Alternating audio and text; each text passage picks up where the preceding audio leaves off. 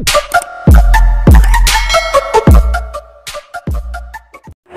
mga master! Welcome back again to our channel. Panibagong araw, panibagong kabanata na naman ang pagsamasamayin natin ngayong araw na ito. At kung bago ka sa ating channel, pag-click ang subscribe button and hit the notification bell para updated kayo sa ating mga susunod na videos. So mga master, bago natin simulan ang ating kabanata ngayong araw na ito, huwag po sana natin skip yung ads mga master no, dahil malaking bagay na po yan sa ating munting channel. So simulan na natin kabanata ngayong araw na ito. Let's go! Kabanata 601 hanggang 610. Kabanata 601 panatilihin ang isang bagay na nakalaan sa lungguhit isa. Brown bread, magtira ka ng isang buhay, mayroon akong gamit para sa kanila. Malamig na tumikim si Fabian Percival, napakakalmang naglabas ng sigarilyo sa kanyang bulsa. Agad namang may nagbigay ng ilaw sa likod niya. Ang sabihing hindi siya natatakot ngayon ay isang kasinungalingan. Kahit noong bata pa siya, isa siyang mapusok na kabataan. Ngunit sa pagtanda at komportableng namuhay sa ibang bansa sa loob ng maraming taon, hindi maiiwasang mas pinahalagahan niya ang kanyang buhay. Gayunpaman, ang mga taon ng pagsasanay ay matagal nang nagturo sa kanya na huwag ipakita ang kanyang emosyon sa kanyang mukha. Bumibilis ang tibok ng puso niya habang walang humpay na pumulot ng sigarilyo. May naglipat ng upuan mula sa likuran niya. Pagkaupo, pinag-cross ni Fabian Percival ang kanyang mga paa sa mapanginoong paraan. Tahimik niyang pinanood ang dramang nangyayari sa kanyang harapan. Ang brown bread ay kilala bilang 100-man slayer, at mayroon din siyang 12 ng mga bodyguard na matitigas ang labanan sa tabi niya. Ang ideya na ang dalawang taong ito ay makakatakas mula sa bodega na napapalibutan ng mahigpit ay mas mahirap kaysa sa pag-akyat sa langit. Mas mabuting sumuko ka ng walang laban, kapag nasangkot ako, magiging brutal. Hinigpitan ni Brown Bread ang kanyang mga kamao at malamig na sinabi, na nakatitig kay Terry Moore, at kung ay pangako mo ang iyong katapatan, hindi gagawing mahirap para sa iyo ni Lord Thornycroft. Ang mga panalong laban ng walang laban ay palaging nasa ubod ng diskarte ni Fabian Percival. Bago sumabak sa labanan, inutusan ang lahat ng kanyang mga empleyado na bigyan ng pagkakataon ang kanilang kalaban. Upang maiwasan ang hindi kinakailangang pagkalugi. Matanda, mag-aaway ba tayo o hindi? Lumingon si Terry Moore, nakatingin kay Karen, na tila walang pakialam. Labanan mo sila hanggang kamatayan, bugbugin mo sila ng husto kahit na hindi sila makilala ng sarili nilang mga ama. Humalaklak si Karen, kung papatayin mo ang maliit na matandang ito, maaari pa kitang dalhan ng 20 milyon, maniwala ka o hindi. Kung mamatay si Fabian Percival, tiyak na babalik siya kay Julius Reed para humingi ng magandang tipak ng patahimik na pera. Ngunit ito ay magiging mahirap. Gayunpaman, sulit itong subukan. Kung siya ay nabigo, walang talo, ngunit kung siya ay nagtagumpay, ito ay magiging isang malaking pakinabang. How dare you? Nagdilim ang mukha ni Brown Bread nang malamig niyang sinabi, hindi kayo marunong mabuhay. Whoosh! Bigla siyang sumugod, diretsyong bumagsak ang mga kamao niya. Whoosh! Si Terry Moore, hindi natakot, diretsyong sinisingil sa mga papasok na kamao. Walang magarbong trick, isang direkta at brutal na sagupaan. Isang paligsahan ng lakas, pumalakpak, pumalakpak, pumalakpak. Napaatras ng isang hakbang si Brown Bread, namula agad ang mukha niya. Malakas ang kalaban. Sa solong welga na iyon, wala siyang nakuhang kalamangan. Terry Moore, basura ka. Hindi mo kayang durugan ang isang tulad nito. Huwag mo nang ipagmalaki ang pagiging nangungunang manlalaban. Malakas na tumawa si Karen mula sa likuran, ganap na walang pakialam sa hindi magandang sitwasyon sa kamay. Sa bodega, lubusang pinalibutan sila ng 12 ng bodyguard. Kahit na nagkamali ang Brown Bread, madali silang dinampot ng mga lalaking ito.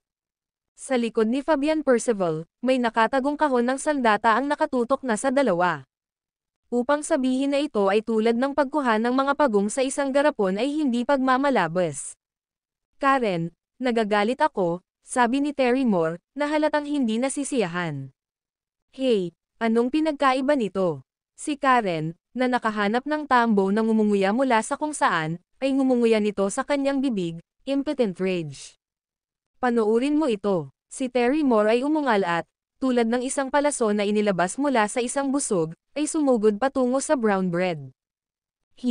Huminga ng malalim si brown bread at inilabas ang lahat ng lakas niya para makabangga si Terrymore. Whoosh! Sa sandali ng impact, lumipad pa atras ang brown bread, lumapag sa lupa at nagbuga ng isang subo ng dugo. Samantala, nakatayo si Terrymore, nakayuko at humihingal. Napakalakas. Mariing nagsikip ang mga mag-aaral ni Fabian Percival, ang kamay niyang nakahawak sa sigarilyo ay pumapapadpad sa ere. Tapusin mo sila. Siya gestured decisively, paggawa ng desisyon. Kahit na ang brown bread ay hindi tugma, ang pagsisikap na kunin silang buhay ay tila halos imposible. Hindi isugal ni Fabian Percival ang sarili niyang kaligtasan. Pumalakpak, nang hangin na ang boses niya, bumagsak sa lupa ang bodyguard sa likod niya na may hawak na kahon ng mga nakatagong armas. Anong nangyari? Nanikip ang puso ni Fabian Percival, sa pag-aakalang may mga reinforcements ang kalaban. Hindi maganda, may lason. Kaya lang, sumigaw si brown bread sa lupa at nagmamadaling tinakpan ng kamay ang bibig at ilong.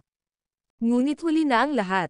Thud. Sunod-sunod na maraming tao ang bumagsak sa lupa. Tumayo si Fabian Percival na gustong tumakbo, ngunit nakita niya ang kanyang mga binti na parang hindi siya susundin. Hindi siya makagalaw. Naaalala mo ba ang alikabok na nahulog sa iyo nang itinulak mo ang kahoy na pinto? Nakangiting lumabas si Karen, dahan-daang lumapit kay Fabian Percival, iyon ay lason. Bagamat hindi ito nakamamatay, hindi ka makagalaw sa loob ng 2 oras ay isang piraso pa rin ng cake. Kasuklam-suklam. Halos iluwa ni Fabian Percival ang mga salitang ito sa pamamagitan ng nakapikit na mga ngipin. Talaga, sa tingin ko hindi. Kinurot ni Karen ang mukha ni Fabian Percival, walang pakialam na sinabi, nahijitin mo kami at binyo-bully mo kami sa iyong mga numero, hindi ba kasuklam-suklam iyon? Matandang lalaki, naglakas loob ka pa ring maglagay ng mga bitag para sa amin. Bilasan mo at pumatay, para makabalik tayo. Umubo si Terrymore, malungkot na sinabi. Medyo nasugatan din siya ng banggaan kanina. Pagkatapos ng lahat, ang brown bread ay isa ring master, medyo nakataas lang ang kamay niya. Tapos na. Inilabas ni Karen ang isang maliit na kutsilyo mula sa kanyang bulsa, marahang inilagay ito sa leeg ni Fabian Percival, at ngumisi, have a good trip. Klang! Isang dart ang lumipad mula sa kung saan. Diretso itong tumama sa kutsilyo. Klang! Bumagsak ang kutsilyo sa lupa, at naramdamang namamanhid at masakit ang pulso ni Karen. WHO. Maingat siyang tumingin sa paligid sa direksyon ng labasan ng warehouse. Sa isang whoosh, 12 ng mga tao ang lumitaw kaagad.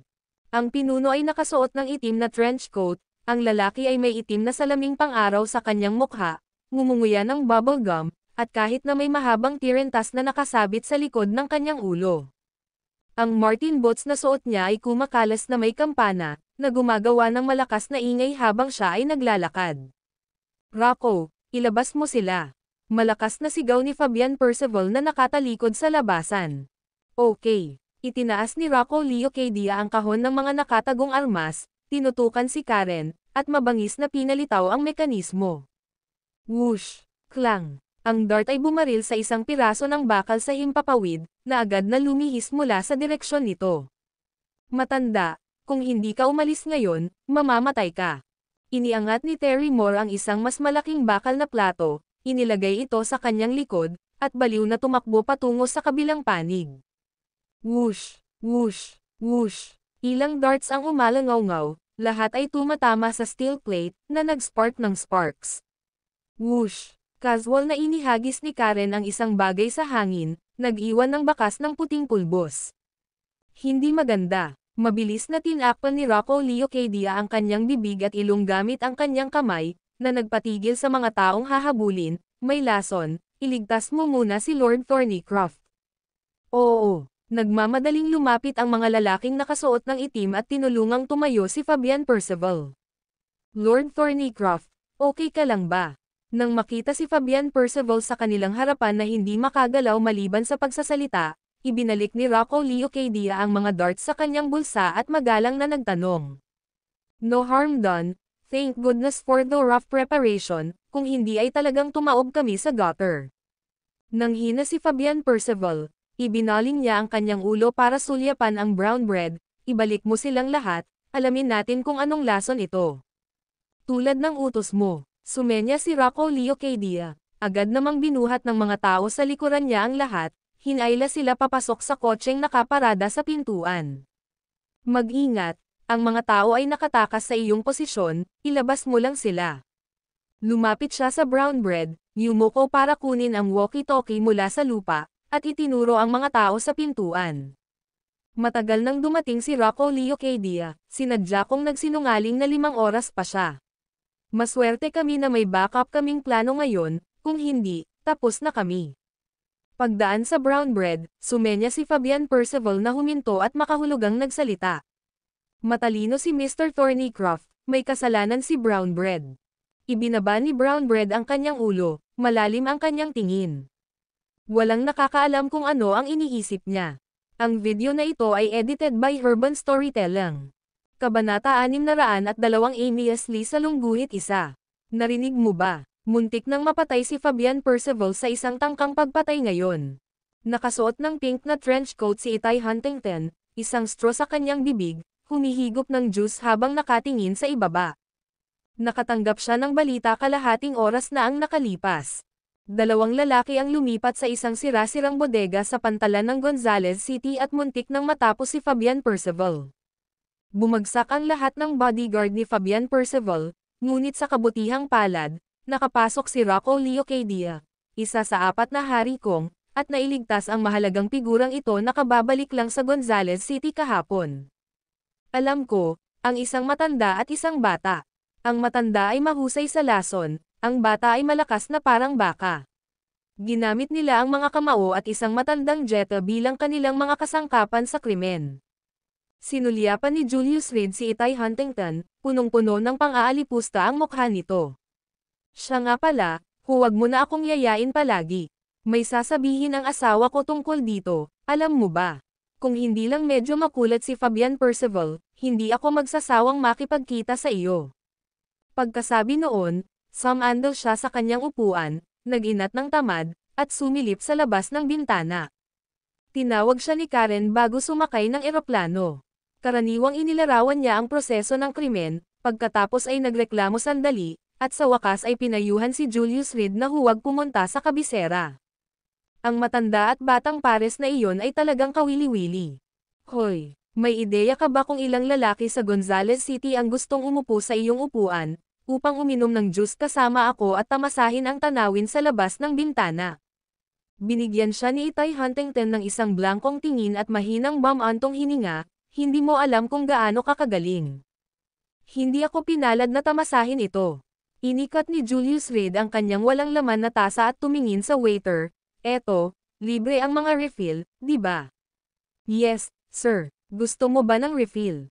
Tumabi sa kanila ang isang waiter na nakasuot ng maayos at nakangiting sumagot. Ito ang Royal Fruit Garden sa Gonzales City. Isang napaka-high-end at classy na fruit tea shop. Matatagpuan sa ika-5 palapag ng Imperial Building sa sentro ng lungsod, kilala ito sa sobrang eleganteng estilo at mataas na presyo. Siyempre, ang serbisyo ay hindi rin nagkakamali. Ang bawat mesa ay may sariling dedikadong waiter, napaka-attentive. Ano ba yang iniinom mo? Itinuro ni Julius Reed ang tasa ni Itay Huntington at nagtanong, mukhang maganda, pula lahat. Ito ay tinatawag na Forever Young, sweet and lovely beauty drink na nagpapabata sa iyo sa isang paghigop lang ng tea. Mapaglarong itinaas ni Itay Huntington ang kanyang kilay, humigop mula sa kanyang straw. Waiter, anong tawag dun? Umiling si Julius Reed bilang pagbibitiw, tumingin sa waiter. Sir, hindi nagbibiro ang girlfriend mo. Iyan ang pangalan ng tsaa. Patok ito sa mga kababaihan sa aming tindahan, magalang na sagot ng waiter. Damn, totoo naman. Umubo si Julius Reed para maibsan ang awkwardness at itinuro ang sarili niyang tasa, kung gayon ang tawag sa akin ay tall, handsome, and desirable national husband. Ang sa iyo ay tinatawag na Earl Manuel. Tumawa si Itay Huntington, pinutol ang mga salita ni Julius Reed. Totoo. Ang waiter, nang makita ang nagtatakang mukha ni Julius Reed, ay tumango at sinabi. May pagkakaiba pala ang lalaki at babae dito. At siya nga pala, may asawa na ako, Kaya huwag kang magsalita ng kalokohan. Ano ang ibig sabihin na tama ang iyong kasintahan?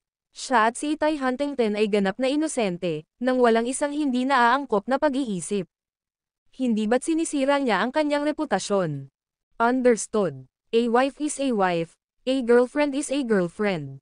You have a wife, but that doesn't prevent you to having a girlfriend, nakangiting sabi ng waiter habang dinampot ang tasa at tumalikod para pumunta sa counter para mag-refill. Anong klaseng lugar ito? Lumingon-lingon si Julius Reed sa lahat ng mag-asawa sa silid na may blankong ekspresyon at umiling, hindi nakakagulat na napakaraming mag-asawa dito, lahat sila ay nasa labas para sa isang magandang panahon. Miss Huntington, maya-maya lang ay may biglang nagsalita.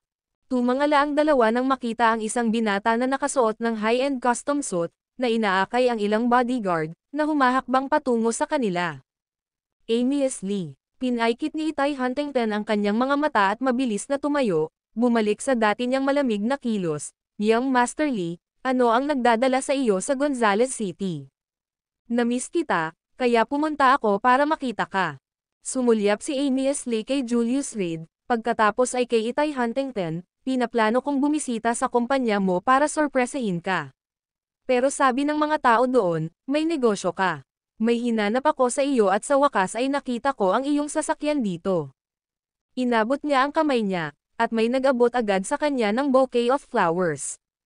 Kanina pa, kamusta ka na? Sinusundan mo ba ako? Umasim ang ekspresyon ni Itay Huntington. Anong ibig mong sabihin sa pagsunod? Alam ng lahat sa kabisera na gusto kita. Alam din ng tatay ko ang paglalakbay ko sa Gonzales City. Itay, samahan mo ako. Hindi bagay sa iyo ang ganoong kaliit na lugar. Hindi nagpakita ng senyales ng realisasyon si Amy S. Lee, casual na inilapag ang mga bulaklak sa mesa. Si Young Master Lee ay nagbibiro. Sa kabisera, anong klaseng babae ang hindi mo kaya? Bakit ipagpipilitan akong mag-isa? Hindi kinuha ni Itay Huntington ang mga bulaklak, ni hindi niya sinabi, ngunit malinaw ang kanyang kahulugan. Imposible silang dalawa. Isa na namang kwento ng isang lovesick na mayamang manliligaw mula sa kabisera na humahabol sa isang magandang babae. Hindi mapakali si Julius Reed at Sam Andel sa bintana, nakatingin sa mataong kalye sa ibaba. Ginoo ba ito, bodyguard mo? O kliyente? Ibinaling ni Amy S. Lee ang tingin kay Julius Reed. Sa simula pa lang ay nagmamasid na siya at napansin niya na ang binata na nauna sa kanya ay tila hindi isang mayaman. Bukod dito, ang lapit na kilos ng dalawa ay hindi nakalulugod sa kanya. Alam ng lahat na hindi kailanman nakipag-date si Itay Huntington sa mga lalaki. Kahit na siya ay hindi kailanman nabigyan ng ganoong paggamot. Galing siya sa kabisera dahil nabalitaan niyang si Itay Huntington, sa buong publiko, ay humalik sa ibang lalaki. Hindi siya nakatiis. Hindi ako bodyguard. Mag-usap kayong dalawa, aalis na ako. Walang intensyon si Julius Reed na makialam sa mga pribadong usapin ni Itay Huntington, lalo na para maiwasan ang anumang hindi pagkakaunawaan.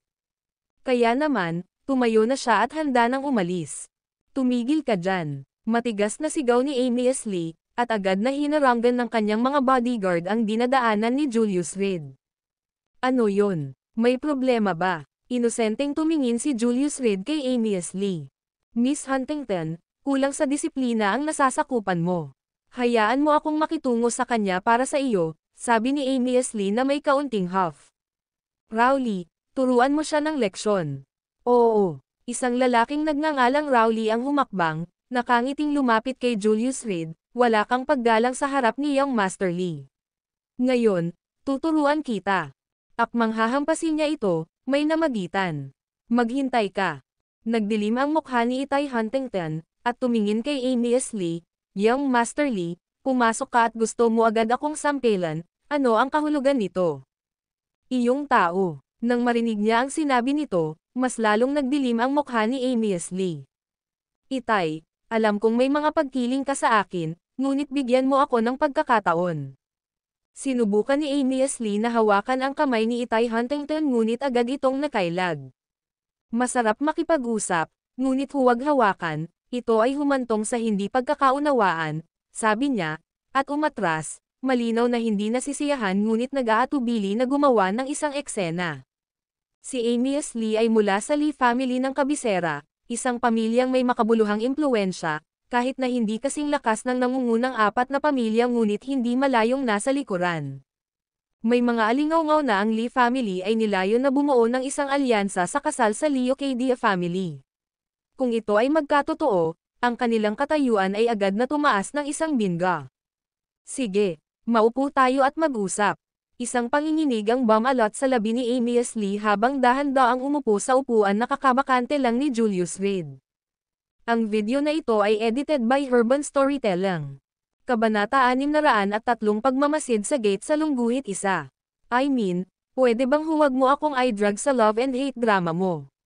Si Julius Reed ay nasa masamang kalagayan, at sa isang pitik ng kanyang paa, hinailan niya ang upuan pabalik.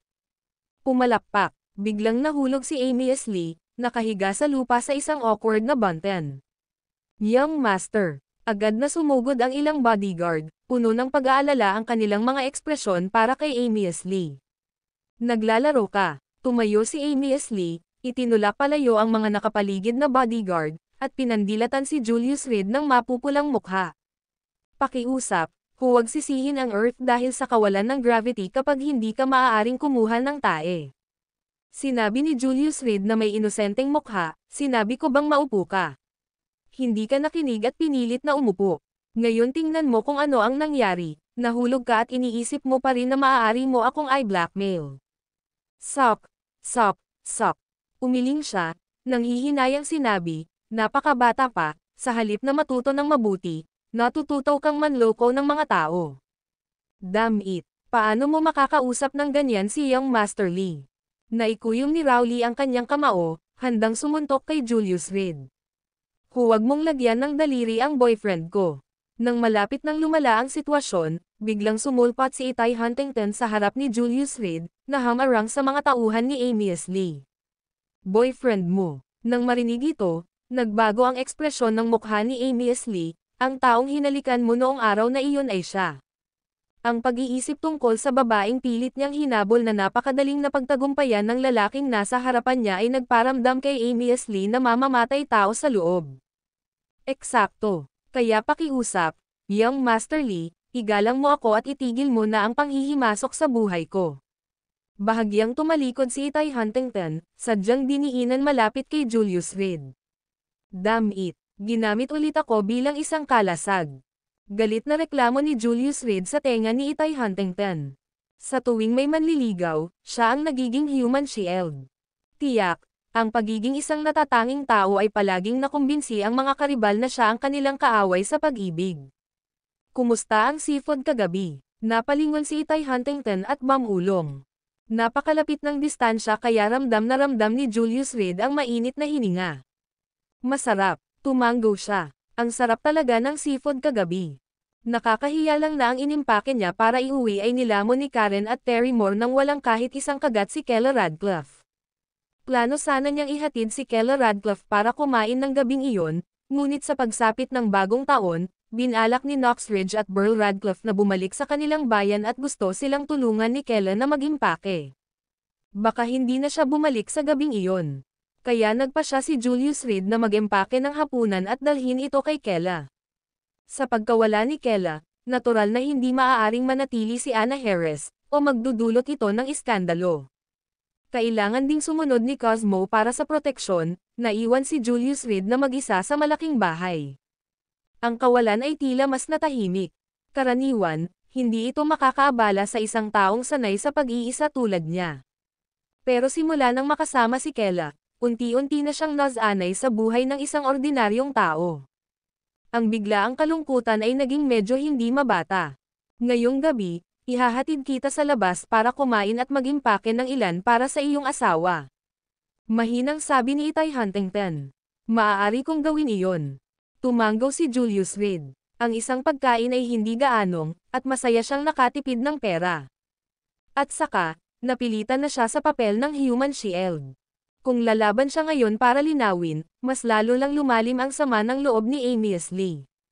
Para kay Amy S. Lee, ang kanilang pabulong na pag-uusap ay parang pagpapakita ng kanilang pagmamahal.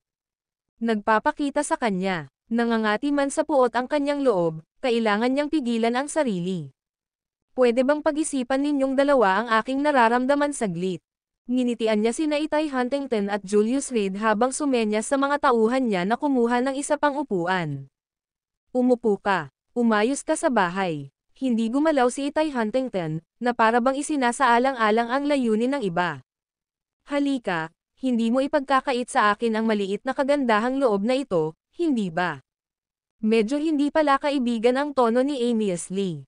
Young Master Lee, ano ang sinasabi mo? Paano natin magagawa iyon? Umupo si Itay Huntington sa gitna, inalok kay Julius Reed ang upuan na kakabakante lang niya. Maaari itong, hindi bababasa, bawasan ang ilang mga salungatan. Maaari kong matapang na tanungin, ano ang ginagawa ng ginoong ito para sa ikabubuhay? Ipinatong ni Amias Lee ang kanyang mga kamay sa mesa at nakangiting nagtanong, ang isang lalaking hinahangaan ni Huntington ay tiyak na napakahusay, tama. Nagtatrabaho ako sa Wilson Group, siguro, narinig na ito ni Young Master Lee. Kinuha ni Julius Reed ang bagong silbing juice mula sa waiter, kinuha ito at walang pakialam na uminom. Walang nakakaalam na siya ang nominal na pinuno ng Wilson Group. Wilson Group. Nang marinig ang pangalan ng Wilson Group, biglang nakaramdam si Amias Lee ng pagkabalisa sa kanyang puso. Ito ay isang negosyo na kamakailan lamang ay sumikat sa Five River Province, at kahit na maraming tao sa kabisera ang nagbigay pansin dito. Ang sabi ng mga tao ay may misteryosong background ang amo nito, at kahit ilang bigwigs mula sa kabisera na humahanap sa kanya ay hindi nakapansin sa kanya. Gayunpaman, ang gayong individual na kumpanya ay tumatakbo sa perpektong pagkakasunod-sunod. At ang mga kita nito ay medyo malaki. Hindi mabilang na mga tao ang naghahangad ng kooperasyon, ngunit walang nakatagpo ng personal sa amo.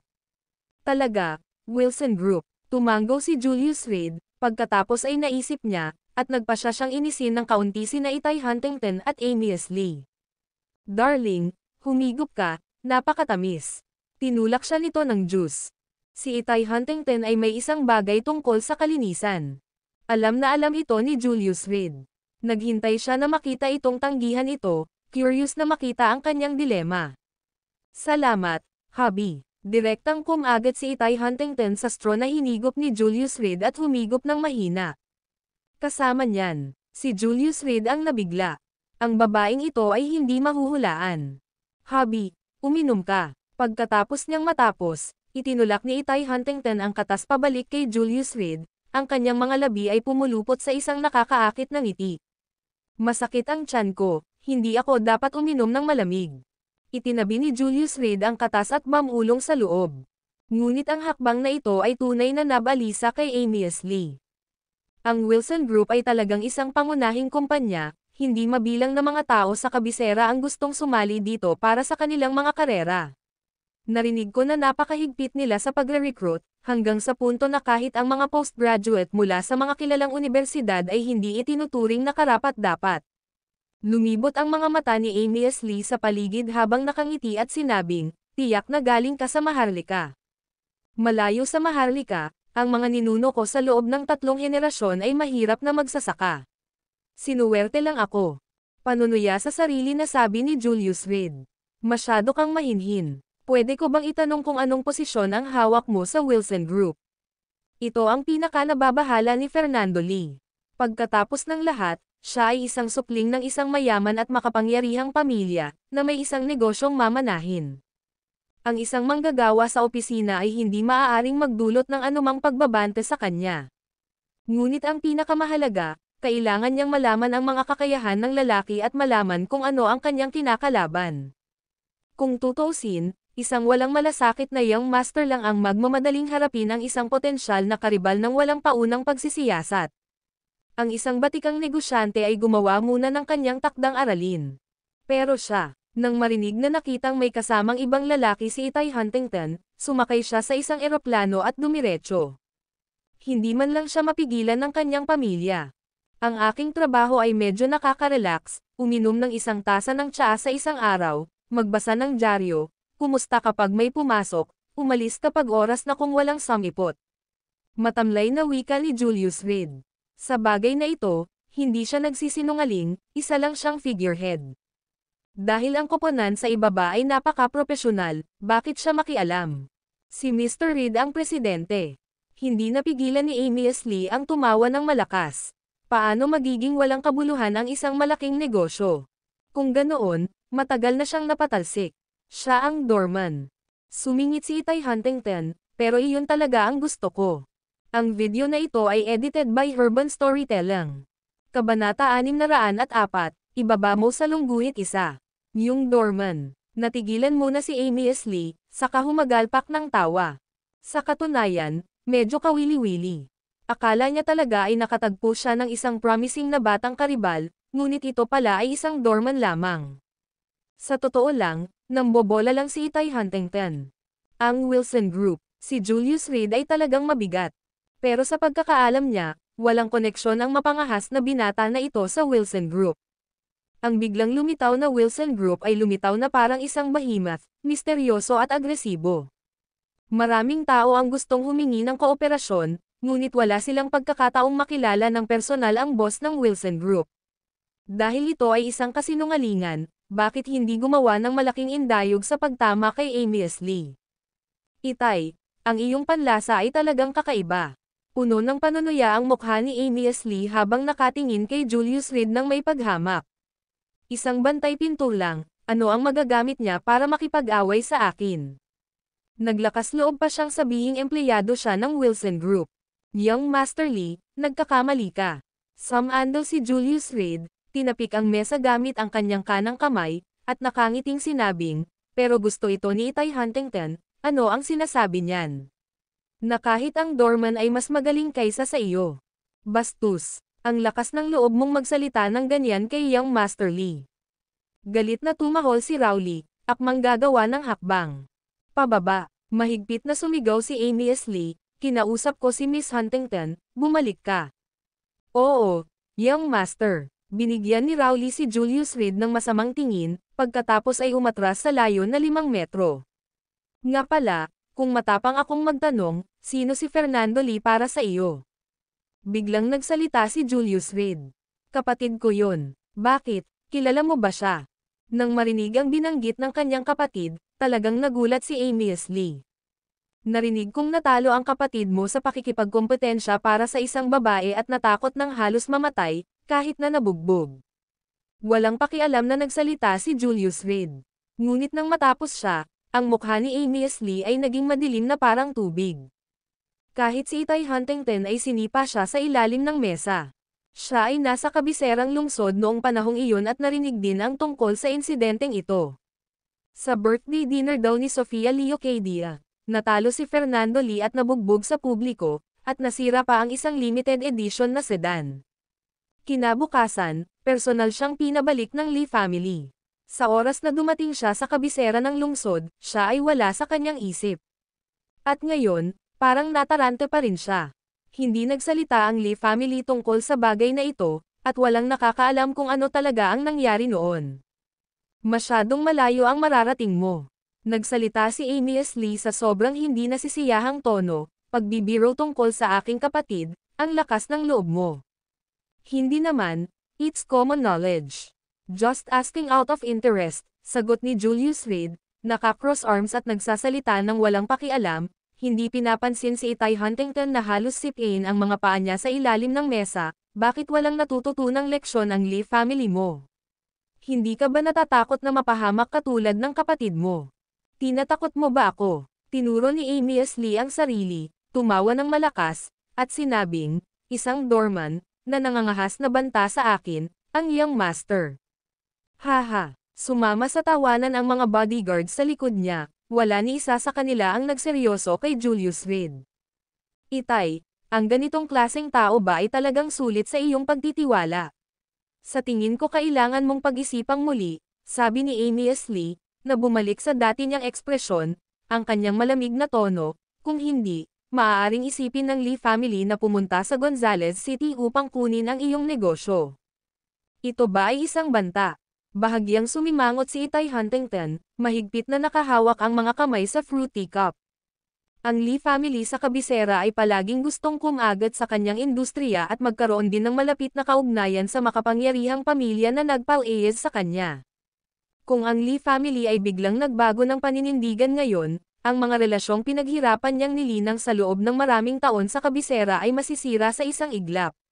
Sa buhay na ito, maaaring hindi na siya makabalik sa kanyang pamilya.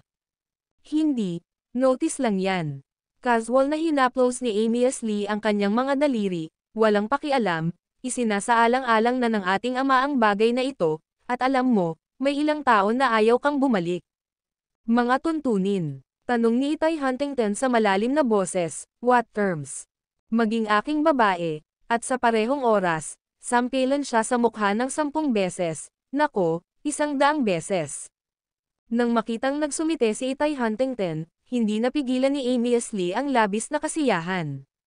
Hanggang sa masiyahan ako, he leaned forward, staring straight at Julius Reed, oh maybe, let this man before you help you. Tingnan natin kung kaya niya, baka minaliit ko siya. Napakasuklam mo talaga. Si Itay Huntington ay tumalikod, ang kanyang mga mata ay puno ng puot, wala ni isang magandang bagay sa buong Lee family. Kapag nagpakasal ka, ikaw ang magiging mabuting bagay. Tumawa ng malakas si Amy S. Lee, umiling, mayroon akong limitadong oras, naghihintay ng iyong sagot ngayon. Pagkatapos magsalita, tumingin siya kay Julius Reed, at nginisyan, ano ang pakiramdam, ang maging lubos na walang magawa at nababalisa.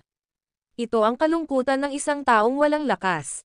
Buntong hininga. Isang buntong hininga ang pinakawalan ni Julius Reed, na, sa tingin ni Amy S. Lee, ay isang pagsuko sa tadhana. O maaari kang lumuhad at humingi ng tawad sa akin. Pagkatapos ay iwan mo si Itay, at bibigyan kita ng marangal na wakas. Confident na sabi ni Amy S. Lee, hindi man lang nababahala sa pamumutla ng mukha ni Itay Huntington.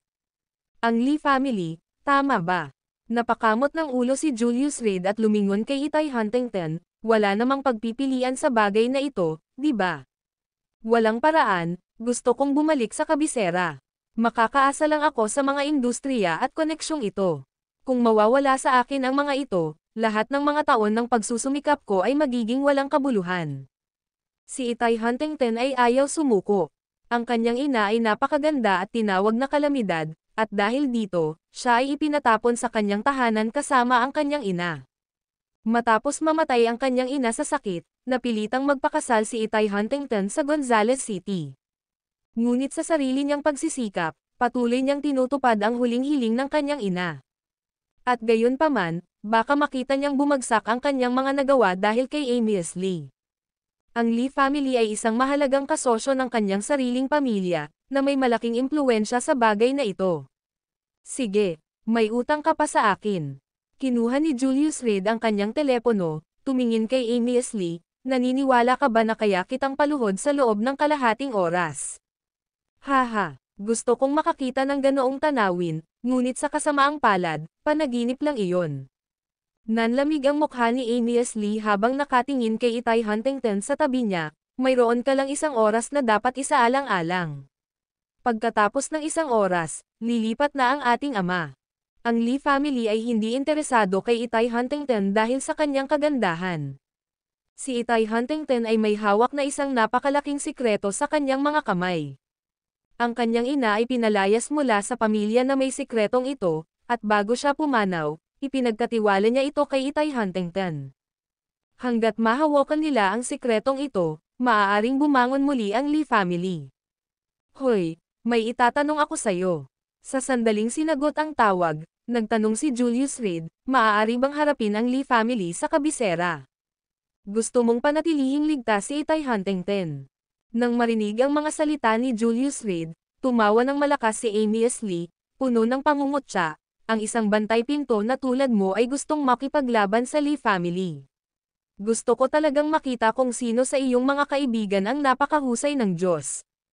Hindi siya naniwala sa isang salita na sinabi ni Julius Reed, isinasaalang-alang ito ay isang walang saysay na pakikibaka. Nagkakamali ka, napangiti si Julius Reed, nanginginig ang isang daliri, ipapabagsak ko ang Lee family mo. Tungkol naman sa bagay ni Itay Huntington, wala akong pakialam. Ang video na ito ay edited by Herban Storytelling. Kabanata 605, tawag sa telepono ni tatay sa lungguhit isa. Anong panaginip ng tanga? Sa pagharap sa gayong mapatla at walang kapangyarihang pagbabanta, walang humpay nanginisyan si Amias Lee. Ang Lee family ng Gonzales City, isang signboard na may gintong titik. Bukod sa 4 na malalaking pamilya, sino pa ang maglalakas loob na kalabanan sila? Walang kinalaman sa iyo ang bagay na ito, ako na ang bahala. Nakita ni Itay Huntington na parang medyo nagalit si Julius Reed at mabilis na hinawakan ang kamay niya. Don't worry, worst comes to worst, it'll be a fight to the death. I've been in Gonzales City for so many years, hindi ako isang taong madaling patayin. Hindi siya kailanman magpapasakop sa Lee family. Pag showdown talaga, hindi magpapakita ng awa si Itay Huntington. Kahit na isang sulok na kuneho ay kakagatin, pabayaan siya bilang isang babaeng negosyante. Alam mo ba, tumingin si Julius Reed kay Itay Huntington at walang magawang umiling, ang binti ni Fernando, ako ang nabali. Ngayon, itong si Amias ay nagpapaalala sa akin ng kanyang kapatid. Kaya, ang parehong bagay, hindi ko nagagawing muli. Anong sabi mo? Kumunot ang noo ni Amias, saka tumawa ng malakas, stop bluffing. Pero para bastyusan mo ng ganyan ang kapatid ko, ipapatikim ko sa'yo kung ano ang pakiramdam ng mabali ang mga paa mo mamaya. Hindi hihigit sa kalahating oras. Tumingin si Julius Reed sa kanyang relo at kinagat ang kanyang bibig, kailangan mong lumuhad sa harap ko na parang tulala. Inaasahan ko ito. Sa kalahating oras, babuliin ko ang mga paa mo at itatapon kita rito. Itinuro ni Amias ang bintana at huminga ng mahina. Pagkatapos ay bumaling sa laki ni Itay Huntington, ano ang sasabihin mo, hindi mo pa ba ito pinag-iisipan? Sa kanyang pananaw, walang pagpipilian si Itay Huntington.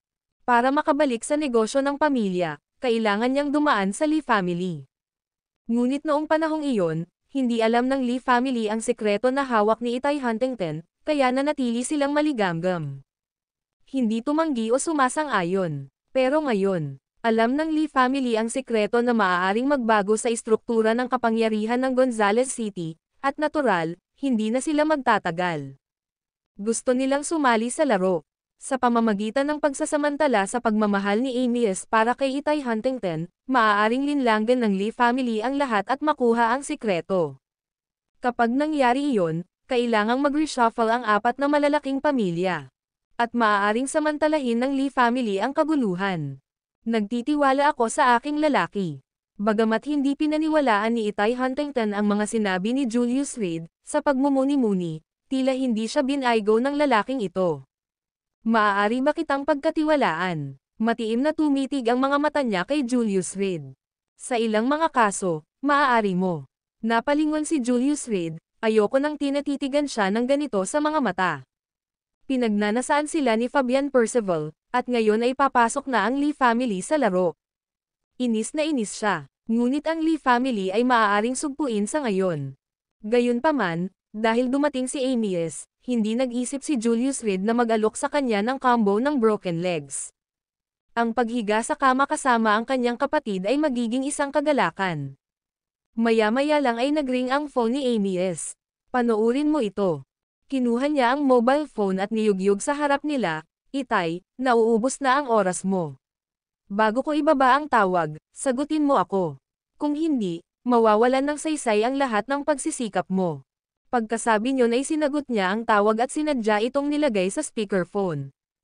Pare, nasa Gonzales City Fruit Tea Shop ako, tinatangkilik ang maaliwalas na tanawin sa ibaba, na nakaharap sa aming magiging manugang na si Itay Huntington.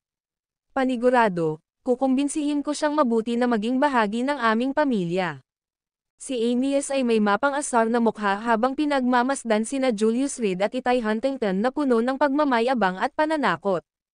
Bastos ka, sinong nasaktan mo? Taliwas sa kanyang inaasahan, isang galit na biro ang dumating mula sa kabilang dulo ng telepono, nakatanggap lang ako ng isang abiso. May nasaktan ka, at ang aming kumpanya ay sumangga ng 20 bilyon sa loob lamang ng 3 minuto. At sa likod ng mga eksena, ito ay ang Matthew Abernathy Group. Ang Matthew Abernathy Group, nang marinig ang pangalang ito, nakaramdam ng panginginig si Amias. Bakit biglang kikilos ang Matthew Abernathy Group, na hindi kailanman nakikialam sa ating negosyo? Ang mga negosyo ng malalaking pamilya, hindi sila nang ahas na makialam.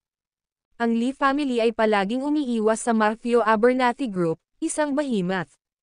Ngunit ngayon, ang Matthew Abernathy Group ay talagang kumikilos laban sa kanila. Sa kanilang malaking sukat, normal para sa kanila na paksain ang 10-10 bilyon sa kanila sa isang pagkakataon. Ngunit ang nakakatakot na bahagi ay, na nasaktan ang Matthew Abernathy Group, inaasahan ba ng Lee family na magkakaroon ng magandang araw sa hinaharap? Ako dapat ang magtatanong sa iyo. Nalaman ko lang sa mga pagtatanong kung bakit kumilos ang Matthew Abernathy Group, dahil nakasakit ka ng tao sa Gonzales City na hindi mo dapat pakialaman. Nasa tuktok ng galit ang boses sa kabilang dulo ng telepono. Galit na galit ang kanyang ama sa ginawa ni Amy Ashley kaya nagngangalit ang kanyang mga ngipin. Nang marinig ang usapan, binigyan ni Itay Huntington ng makahulugang tingin si Julius Reed. Beckett Carmichael. Bumungad sa kanyang isipan ang pangalan. Si Beckett Carmichael at Julius Reed ay napakalapit. Iniisip niya kung ano nga ba ang relasyon ng dalawa. Akala niya ang backer ni Julius Reed ay si Beckett Carmichael, ngunit ngayon, narinig ang tono ng tawag sa telepono at ang bilis ng pagganti ng pamilya Carmichael. Isang matapang na kaisipan ang lumitaw sa isipan ni Itay Huntington. Ibinuka lang ni Julius Reed ang kanyang mga kamay at tumawa, walang sinasabi. Isang menor de edad na pagmamanipula, na dapat ipagmalaki. Amy Ashley, mabuti pang mag-isip ka at isipin kung sino ang nasaktan mo sa Gonzales City. Ako, wala akong nasaktang tao. Pagkababa ng eroplano, dumiretso si Amy Ashley sa 5-State International at, nang makitang wala si Itay Huntington, sinundan siya hanggang sa tindahan ng prutas. Saan kaya siya nakasakit ng isang tao noong mga panahong iyon? Pag-isipan mong mabuti, ang Matthew Abernathy Group ay hindi kikilos ng walang dahilan, hindi sila maaaring magkamali.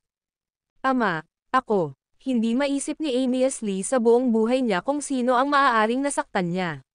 Nang tumangala siya, bigla niyang napagtantong nakatingin sa kanya si Julius Reed na may malaking ngisi. Siya kaya, hindi pwede, isa lang siyang doorman.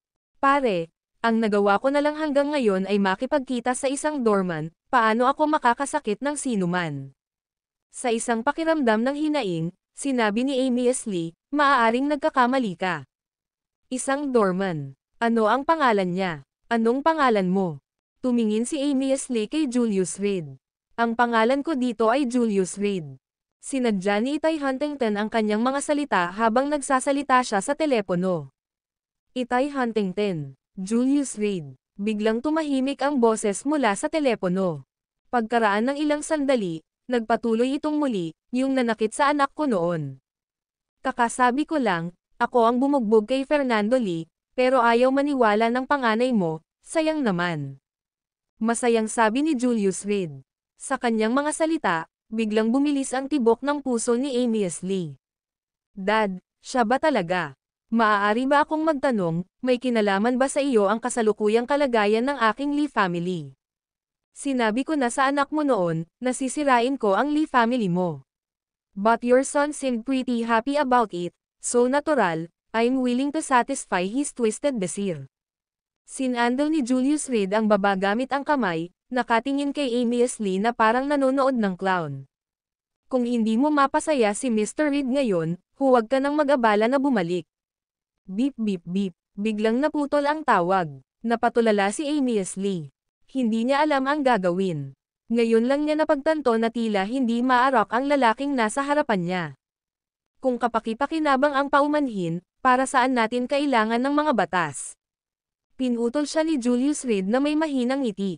Mr. Reed, nagkamali ako. Please be generous, ibibigay ko sa iyo si Itay Huntington, okay? Handang gawin ni Amy Ashley ang anumang bagay, paano magiging mahalaga ang doorman na ito sa kanyang ama. Upang magkaroon ng mga koneksyon sa Matthew Abernathy Group. Humihingi ng tawad. Mabuti. Pinitik ni Julius Reed ang kanyang mga daliri. Waiter, dalhan mo ako ng 10 tasa ng fruit tea. Ang video na ito ay edited by Herban Storytelling. Kabanata 606, Pag-inom ng tsaa sa lungguhit isa. Fruit tea. Nang marinig ni Julius Reed na umorder ng 10 tasa ng fruit tea, si Amy Ashley ay tila nataranta. Ano ang silbi ng pag-inom ng tsaa sa panahong ito? Sir, sigurado po ba kayo, Gusto niyo pong umorder ng marami? Tanong ng server na may pagkalito. Pati ang mga bodyguard na nakatayo sa likuran nila, 6 na tao lang ang kabuuan. Dagdag pa, nag-order na sina Julius Reed at Peter Huntington, hindi na kailangang mag-order muli. Sa Royal Tea House, ang unang tasa lamang ang nangangailangan ng pagbabayad. Kaya para sa natitirang 4 na tao, 10 tasa ng tsaa. Ang fruit tea sa tea house ay mahal, nagkakahalaga ito ng 1,000 yuan bawat tasa. Para sa 10 tasa, iyon ay hindi bababa sa 10,000 yuan. Walang problema, may pera ako.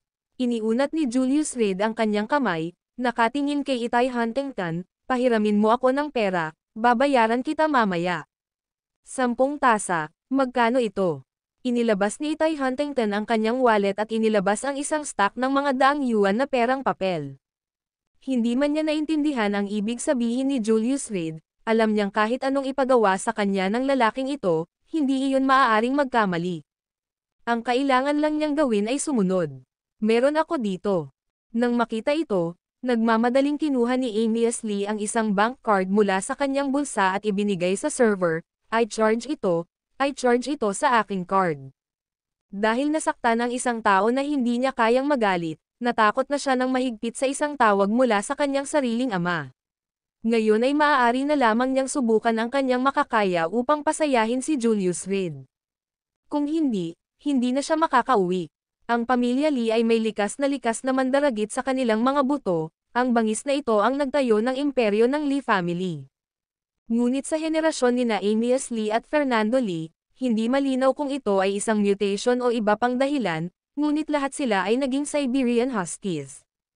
Kung sinabi ng matanda na huwag nang bumalik, si Amias Lee ay tunay na hindi nang ahas na bumalik.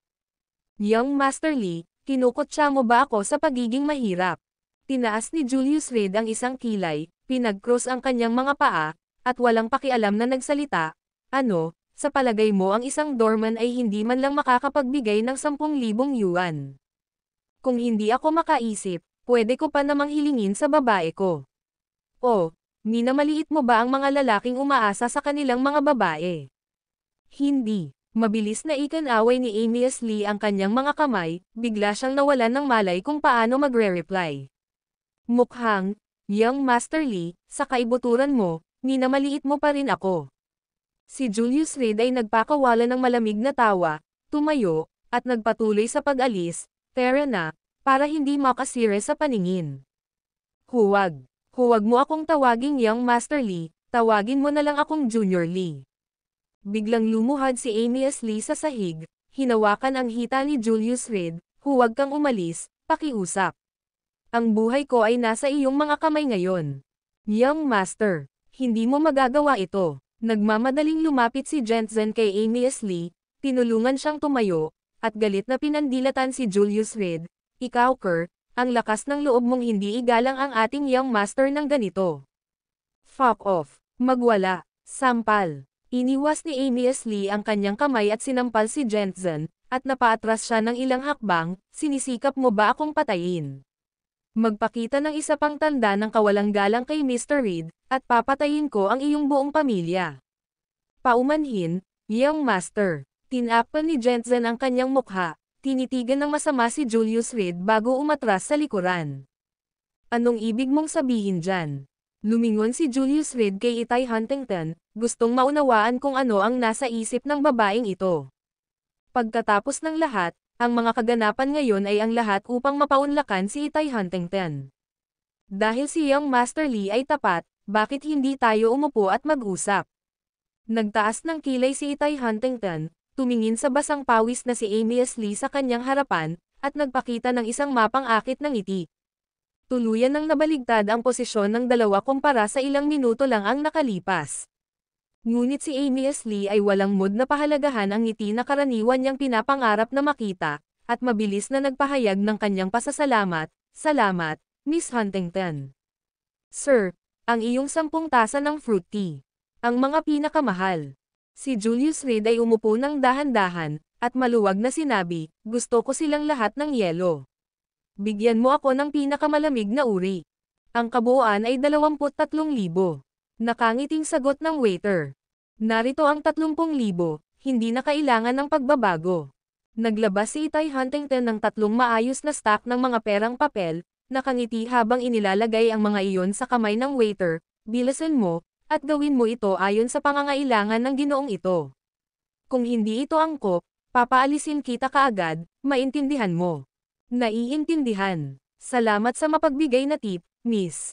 Ang waiter, na may hawak na pera, ay pumunta sa bar at nagsimulang gumawa ng fruit tea na kailangan ni Julius Reed. Mr. Reed, mainit ba ang pakiramdam mo? Ipapaon ko sa kanila ang aircon. Si Amy S. Lee, na may nakakalokong ngiti, ay tumayo para ayusin ang temperatura ng aircon sa reception desk.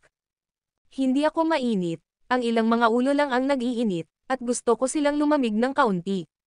Marahang tinapik ni Julius Reed ang mesa, puno ng saya ang mukha. Naiintindihan ko. Umupo si Amy sa upuan, sinasampal ang sariling mukha habang sinasabing, bulag talaga ako, minamaliit ko ang mga tao gamit ang mga mata ng aso ko. Mahigit 100 beses niyang sinampal ang sarili, namamaga ang mukha na parang ulo ng baboy. Hindi ko naman sinabing itigil mo na, diba? Bahagyang natigilan si Julius Reed, ito ba ang iyong sinseridad? Hindi. Hinahabol ko lang ang aking hininga para magawa ko ito ng mas malakas. Sampal. Napangiti si Amy S. Lee habang sinasampal ang sarili niyang mukha, ngunit sa loob-loob niya, namuo na siya sa galit kay Julius Reed. Ang isang bantay pinto lamang ay nangangahas na maging napakayabang. Hindi niya maintindihan kung bakit ang kilalang Lee family ay magpapakita ng ganoong paggalang sa isang gatekeeper lamang. Ngunit sa telepono ay hindi man lang siya binigyan ng pagkakataon ng kanyang ama na magtanong, kaya't nakakahiyang-hiya na lamang si Amy S. gaya niya ngayon. Sir, iyong tsaa. Usapang pera, ang fruit tea na inabot ng 10 minuto para ihain kanina ay 3 minuto na lang. 10 tasa ng iced fruit tea ang maayos na nakalagay sa mesa. Mag-enjoy. Magalang na ngumiti ang waiter at saka umatras. Sa linyang ito ng trabaho, anong klaseng pagmamahal at puot ang hindi nila nakita? Ang mga ganitong eksena ay larong pambata lamang sa kanila.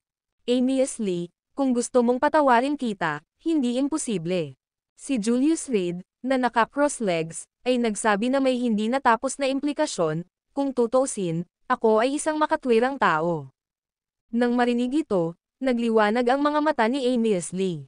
Ito ang pariralang hinihintay niya.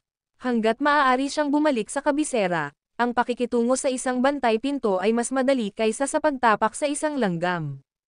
Sabihin mo na, hanggat kaya kitang masiyahan, kahit na kailangan kong umakyat sa bundok ng mga kutsilyo o lamusong sa dagat ng apoy, wala akong problema. Pinalo ni Amy S. ang kanyang dibdib, nasa sabik na sabi. Ngayon lang, ininsulto mo ako, at ininsulto mo siya, tanong ni Julius Reed, na nakaturo kay Itay Huntington, paano kung inumin niya ang lahat ng mga katas ng prutas na ito? Hindi tayo magtatanam ng sama ng loob, di ba? Ikaw ang boss, ikaw ang magdedesisyon. Nakangiting ibinuka ni Itay Huntington ang kanyang mga labi, marahan na nakasandal kay Julius Reed at nagsalita sa isang napakasimpathetic na tono, napaka-harsh mo, umiinom ng napakaraming iced fruit juice, kaya ba ng tiyan niya? Kung kaya niya o hindi ay wala sa akin ang pag-aalala. Nagkibit balikat si Julius Reed, walang pakialam na nagsalita, hindi ako ang umiinom. Dahil kahit na sa tingin mo ay mahirap, huwag na nating pahirapan ang mga bagay para kay Young Master Lee.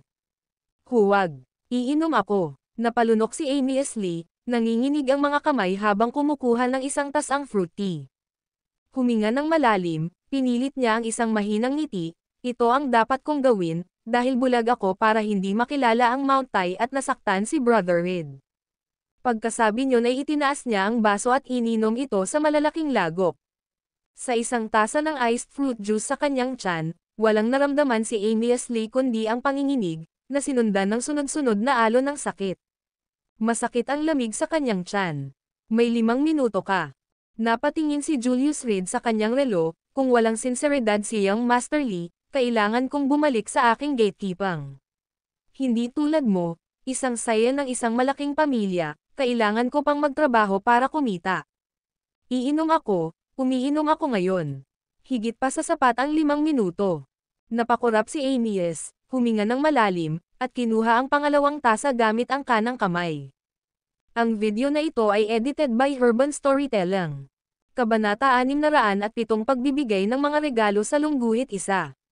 Pagkatapos ng 2 baso, isang sensasyon lang ang naranasan ni Amy Lee. Sakit ng tiyan. Direktang ibinuhos sa kanyang tiyan ang malamig at nakakapanghinang buto na katas sa napakaikling panahon kaya nakaramdam si Amy ng pulikat sa kanyang bituka, na sinundan ng hindi matiis na pagdurugo. Hindi masama, tulad ng isang tunay na lalaki, ang aking galit ay ham. Si Julius Reed ay napatingin sa fruit tea sa mesa, 1/5. Salamat, Mr. Reed. Nanginginig si Amy Lee habang nakasquat sa harap ng mesa na medyo naging komportable ang sikmura. Gayunpaman, kailangan kong ipaalala sa iyo, tumingin si Julius Reed sa kanyang relo, 1 minuto na ang lumipas, at may 3 minuto at 50 segundo na lang ang natitira. Nang marinig na wala na masyadong oras, naikuyong ni Amy ang kanyang mga kamao at kinuha ang pangatlong baso, galit na ibinuhos ito sa kanyang lalamunan. Blurg. Dahil sa sobrang pagmamadali niya sa pag-inom at sobrang lamig ng juice, naisuka niya lahat iyon sa sahig. Hindi mabibilang ang dami mong ibinabato. Si Julius Reed, tulad ng isang Panginoong may lupa na nagsasamantala sa kanyang mga manggagawa, ay umupo sa kanyang upuan at maluwag na nagsalita. Gagawin ko. Nang makitang pinahihirapan ng ganito ang kanyang amo, hindi na napigilan ni Jensen. Lumapit siya sa mesa, kumuha ng isang basong juice, at iinom na sana ito. Kung uminom ka, hindi problema. Ngunit, 3 tasa ang mabibilang-bilang isa. Hindi siya pinigilan ni Julius Reed, bagkus ay dahan-daang ibinuka ang kanyang bibig para baguhin ang mga patakaran. Ikaw. Kinuyam ni Jensen ang kanang kamay, dinurog ang baso ng juice hanggang sa nagkalat ito sa lupa. Pag-aaksaya ng isang baso, ang nakaraang 2 tasang nainom mo ay walang kabuluhan. Tinaas ni Julius Reed ang talukap ng mata at sumulyap kay Jensen. Oh, you can choose not to drink. But if you want to participate, you have to follow my rules. Otherwise, get lost. Ikaw. Namumula ang mga mata ni Jensen sa galit, at sa sobrang galit ay hindi siya makapagsalita. Ang kanyang mukha ay nabaluktot sa mga nakaumbok na ugat, gusto niyang hatiin si Julius Reed sa kalahati. Ngunit sa isang dehado si Amy Lee, wala siyang pagpipilian. Isang doorman na nag-iisip na kaya niyang paikutin ang mga mesa. Mayabang na tumikim si Jensen, mag-iwan ng kaunting pahinga sa buhay para magkita tayo ng maayos sa hinaharap. Ang Lee family mula sa kabisera ay hindi mo kayang masaktan. Whoosh! Biglang kinuha ni Julius Reed ang isang baso ng juice at itinaboy ito sa mukha niya. Kakasplash ko lang ng doorman. Ano ang magagawa mo? Ako. Nanigas ang mga kalamnan ni Jensen, ngunit hindi siya naglakas loob na kumilos ng padalos-dalos. Kung nasaktan niya ang pamilya Lee, tiyak na mamamatay siya. Sa huli, bodyguard lang siya, aso ng Lee family. Magwala, bang. Marahas na bumangon si Amy mula sa lupa at inihampas ang kanyang upuan sa ulo ni Jensen. Sumabog ang dugo kung saan-saan. 2 hakbang na paatras si Jensen at bumagsak sa lupa sa matinding paghihirap. Reed, sumisikip. Namutla ang kutis ni Amy at nagsalita sa sobrang panghihina. Mr. Reed, iinom ako, bigyan mo pa ako ng oras. Pagkasabi niyon, lumuhad siya at gumapang sa mesa, ikiling ang katas sa kanyang bibig. Kung hindi, kalimutan na natin. Si Itay Huntington, nang makita ang kahabag-habag na kalagayan ni Amy ay hindi maiwasang makaramdam ng kaunting simpatiya.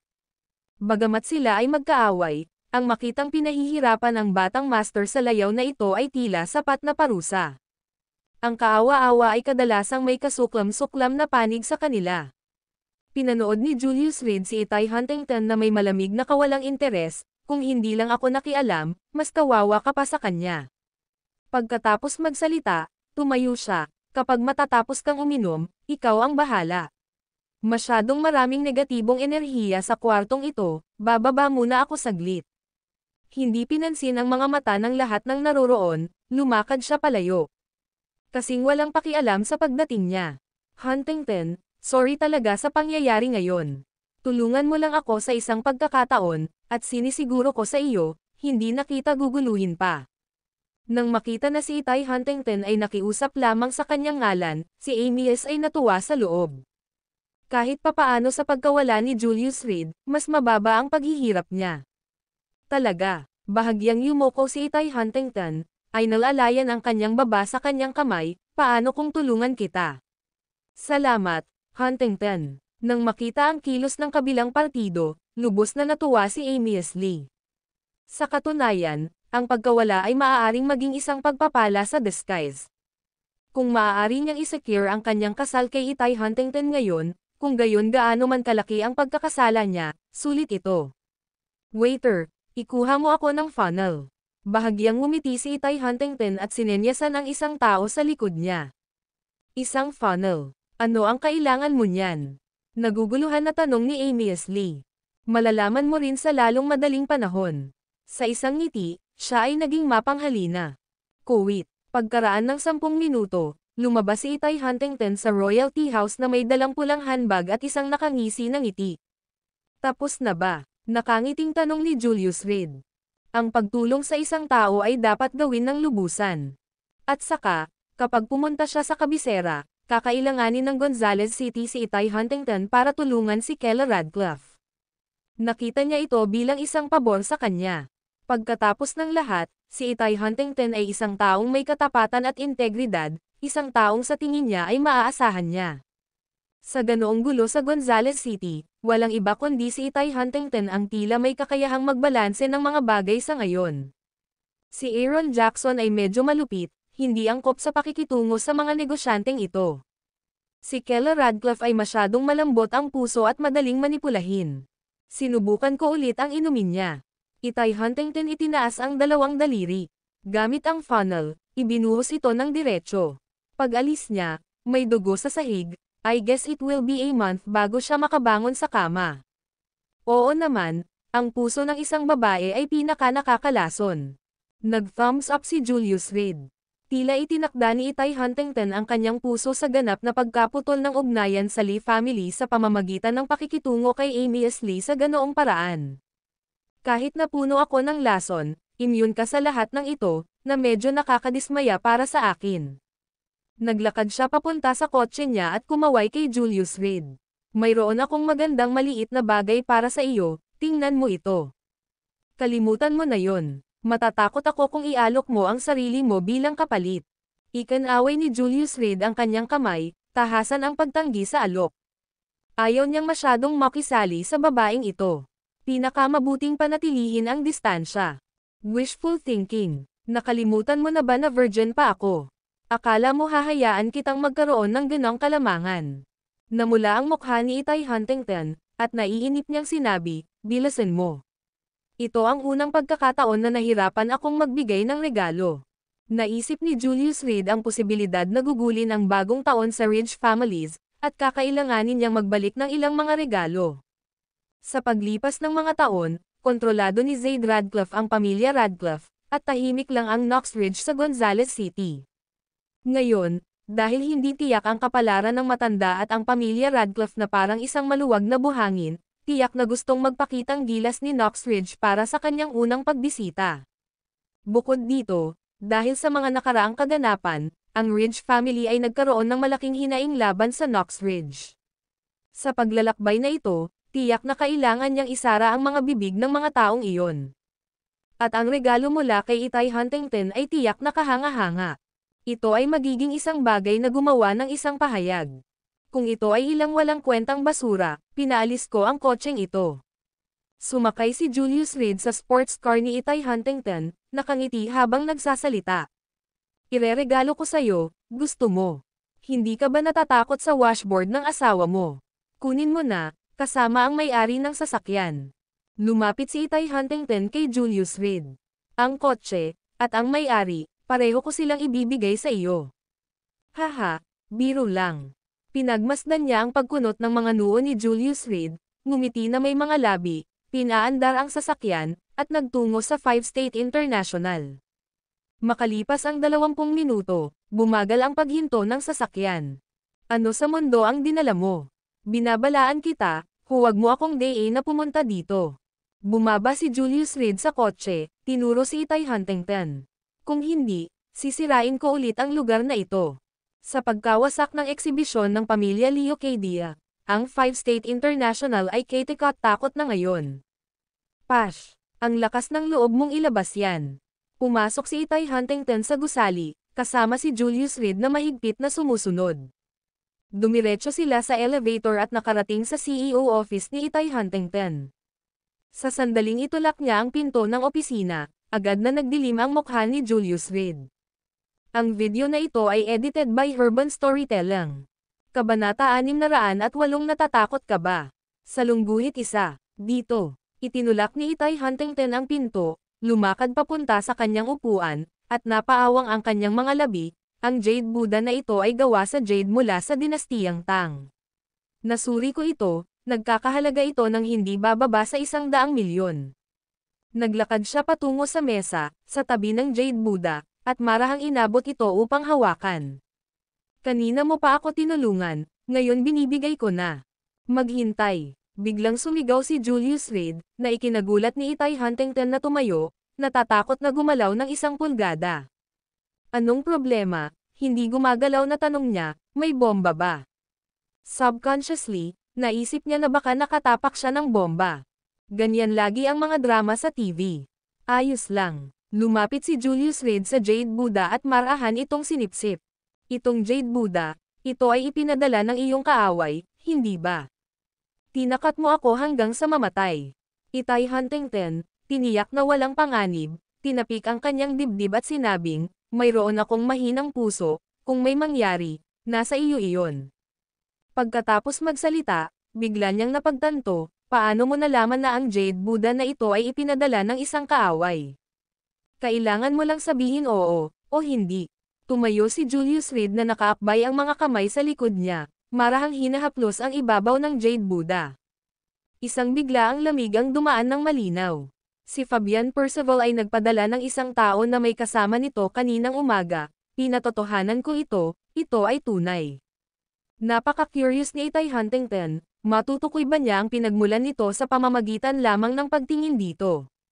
Sino ang humipon nito? Patuloy na lumilipad ang kamay ni Julius Reed sa Jade Buddha habang nagsasalita ito. Ang appraiser at ang aking office secretary. Ako. Hindi mo pa ito ginalaw, putol ni Julius Reed kay Itay Huntington, alam ko. Paano mo nalaman? Medyo nagulat si Itay Huntington. Hindi kaya nag-install ng mga kamera ang freak na ito sa kanyang opisina.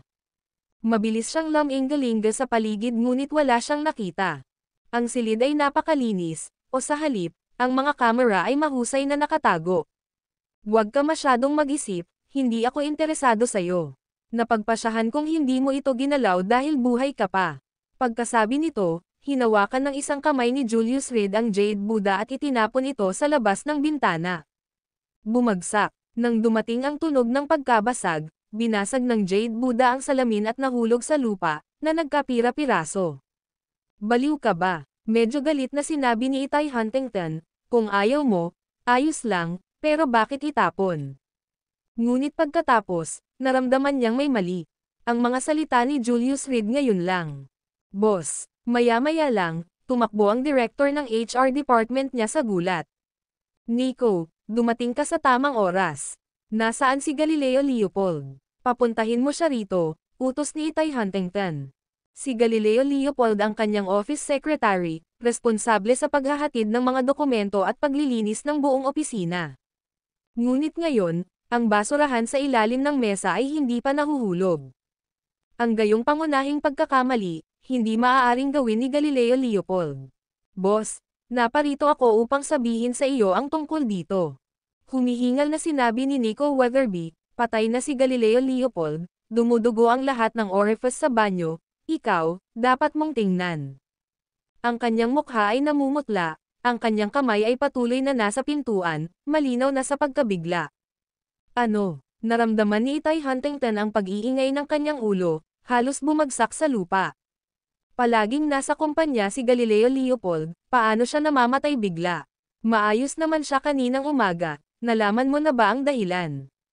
Pakiramdam niya ay masyadong hindi totoo ang lahat, ngunit bigla niyang naalala ang sinabi ni Julius Reed. Maghintay. Kinuha ni Itay Huntington ang kanyang telepono at tinawagan ang eksperto na nag-appraise sa Jade Buddha noong umagang iyon. Sino ang hinahanap mo? Isang boses ng lalaki ang nanggaling sa telepono, ngunit hindi ito ang taong hinahanap niya. Hinahanap ko si Darius Clark, Professor Clark. Biglang nagkaroon ng masamang premonition si Itay Huntington. Ako ay isang kasamahan ng matandang Clark, siya ay namatay kalahating oras ang nakalipas. Lahat ay nakikitungo sa mga resulta ngayon, dapat mong kontaken ang kanyang pamilya sa hinaharap. Pagkasabi nito ay mabilis na pinatay ang tawag. Boom! Sa isang iglap, pakiramdam ni Itay Huntington ay para siyang tinamaan ng kidlat. Walang laman ang kanyang isipan, maliban sa mga salitang binitawan ni Julius Reed. Clatter! Maging ang cellphone niya ay nahulog sa lupa. Nakakadurog. Boss! Nanlaki ang mga mata ni Nico Weatherby habang nagmamadaling inalalayan si Itay Huntington. Bilis! Nawalan ng malay ang amo. Tumawag ng tulong. Ang kanyang sigaw ay agad na nagdala ng baha ng mga tao sa hallway. No need to panic, natatakot lang siya. Nag-abot ng kamay si Julius Reed, pinipigilan ang kaguluhang kilos ng mga nakapaligid sa kanya. Ikaw, kaibigan ito ng amo namin. Dahil sinabi niyang walang seryoso, manood na lang tayo. Nakilala ng lahat sa 5-State International, lalo na ang mga security guard, si Julius Reed. Ang sabi sa labas ay manliligaw siya ng amo nila. Kailangan nilang mag-ingat na hindi siya masaktan ng hindi sinasadya. O baka mawalan sila ng trabaho. Professor Clark, si Professor Clark ay patay na. Makalipas ang mga 3 minuto, binuksan ni Itay Huntington ang kanyang mga mata, nakatingin kay Julius Reed na may kaunting takot. Nahihilo ka ba at nanghihina? Tumingin sa kanya si Julius Reed, walang pakialam na nagtatanong. Oo, tumanggaw si Itay Huntington, pakiramdam niya na ubos lahat ng lakas niya. Tuyo ba ang iyong bibig at tuyo ang iyong dila, at bumibilis ba ang iyong tibok ng puso? Patuloy na tumanggaw si Itay Huntington. Pabilis ng pabilis ang tibok ng puso niya. Naiinitin ka na ba at nagsisimula ng bumuhos ang malamig na pawis? Nalalamig ba ang iyong mga kamay at paa, at nasusuka ka ba at gustong samuka? Sunod-sunod na tanong ni Julius Reed, at tumanggaw naman si Itay Huntington. Maya-maya, sumigaw siya ng na tunog. Julius Reed, mamamatay na ba ako? Ngunit marami pa akong hindi nagagawa, hindi pa ako nakasama ng lalaki. Kayong lahat, umalis na kayo. Kasabay ng pagwagayway ng kanyang kamay, pinaalis ni Julius Reed ang mga security guard at ang sekretarya. Alam kung ano ang gagawin, umalis na sila at isinara ang pinto sa likod nila. Hanggang sa aking kamatayan, nananatili akong hindi nagalaw. Gayunpaman, napakaraming kahihiyan ang dinadala ko, sinasabi ng Gonzales City na maluwag ako, sa anong dahilan. Pinalayas ako sa aking pamilya, malamig pa rin ang bangkay ng aking ina, tulad ng mga bagay na tila umiikot, at ngayon ay maaari din akong mamatay. Julius Reed, bastard ka. Alam mo ba, ikaw ang unang lalaking minahal ko ng totoo. Mula nang lumitaw ka, may nararamdaman na ako para sa iyo. Ikaw ay live-in-in-law lang, kaya ano ang ipinagmamalaki mo? Paanong hindi ako sapat para sa iyo? Hindi mabilang na mga lalaki ang naghahangad sa akin, ngunit tinatanggihan mo ako. Damn men, matagal na akong naiinis sa inyo, lagi akong nakasimangot, ano ba ang ipinagmamalaki nyo? Hindi mo ba iniisip na may init ako? Nakahiga si Itay Huntington sa sopa sa opisina, may bahid ng makeup dahil sa pag-iyak. Bakit? Bakit ang unfair ng tadhana sa akin? Habang umiiyak siya, mas lalo siyang natakot, at mas lalo siyang nakaramdam ng pagkabalisa. Tapos sumigaw. Tanong ni Julius Reed na walang pakialam sa tono. No, you son of a bitch. Kahit aswang, hindi kita bibitawan, tandaan mo yan. Tuwing may kasama kang ibang babae, ang multo ko ay nanonood. Lalong lumakas ang pag-iyak ni Itay Huntington habang nagmumura sa pamamagitan ng kanyang mga hikbi. Ako ay naghihingalo, hindi mo ba ako maaaring hayaang magkaroon ng huling rant na ito? She felt so wrong. Bakit ka mamamatay? Tanong ni Julius Reed na nakataas ang isang kilay.